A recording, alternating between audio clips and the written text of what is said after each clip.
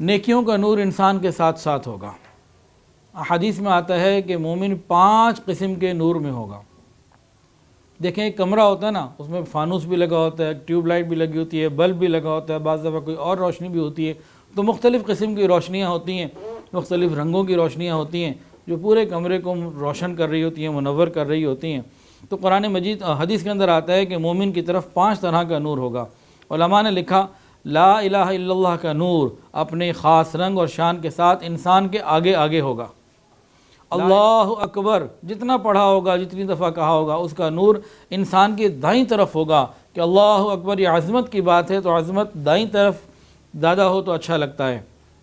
اور سبحان اللہ، اس کا نور انسان کی بائیں طرف ہوگا کہ یہ گناہوں سے پاک اور عیب سے پاک ہونے کی بات ہے، تو بائیں سائڈ یہ اس بات کا تقاضا کرتی ہے کہ وہ ہر عیب سے پاک ہو۔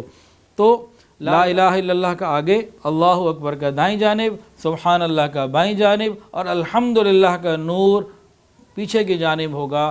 ویسے بھی الحمدللہ نعمت کے ملنے کے بعد کہا جاتا ہے نا، تو یہ الحمدللہ جتنا ہم نے نعمتوں کا شکر ادا کیا ہوگا، گویا سمجھ لیجئے کہ ہمارا شکر قیامت کے دن ہماری پشت پناہی کر رہا ہوگا ایک نور کی شکل میں، جتنا الحمدللہ کہا ہوگا۔ اور ایمان کا نور انسان کے سر کے اوپر ہوگا۔ یہ 5 نور ہوں گے جس میں انسان قیامت کے دن چل رہا ہوگا، اور یہ آواز آ رہی ہوگی، اے ایمان پا جانے والی روح لوٹ جنت کی طرف اور اپنے رب کی طرف۔ فرشتے اس کو بڑے پروٹوکول کے ساتھ لے جائیں گے۔ تو ایمان کا نور انسان کے سر کے اوپر۔ تو روز قیامت جو نور انسان کے ساتھ ہوگا وہ اس کے باطن کا نور ہوگا۔ یہ جو نور ہوگا یہ اس کے باطن کا نور ہوگا، جو نیک اعمال کے کرنے اور گناہوں سے بچنے کی وجہ سے اسے مل رہا ہوگا۔ وہ کون سے اعمال ہیں جو نور کا ذریعہ بنیں گے؟ سچ بولنا، صلہ رحمی، رشتہ داریاں جوڑنا، لوگوں کو معاف کرنا، درگزر کرنا، نماز، روزہ، حج، زکوٰۃ۔ جتنا یہ شریعت سنت کے اوپر چلتا رہے گا اتنا اس کا نور بڑھتا رہے گا۔ اور یہ نور ایسا ہوگا کہ دنیا میں یا قبر میں، موت کے وقت اور قبر سے اٹھنے کے وقت ہر جگہ اس کے ساتھ ہوگا، ہر جگہ۔ جب ایمان والے جہنم کے پل کے اوپر یعنی پل صراط کے اوپر سے گزر رہے ہوں گے تو وہاں بھی یہ نور ان کے ساتھ ہوگا۔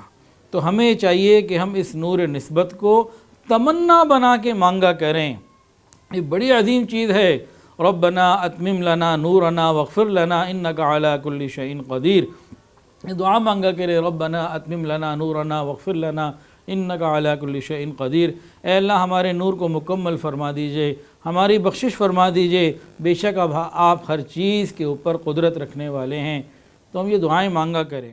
ویڈیو کے نیچے سبسکرائب کے بٹن پہ کلک کریں، بیل کے آئیکن پہ کلک کیجئے تاکہ ہر نئی ویڈیو کی نوٹیفیکیشن آپ کو مل جائے۔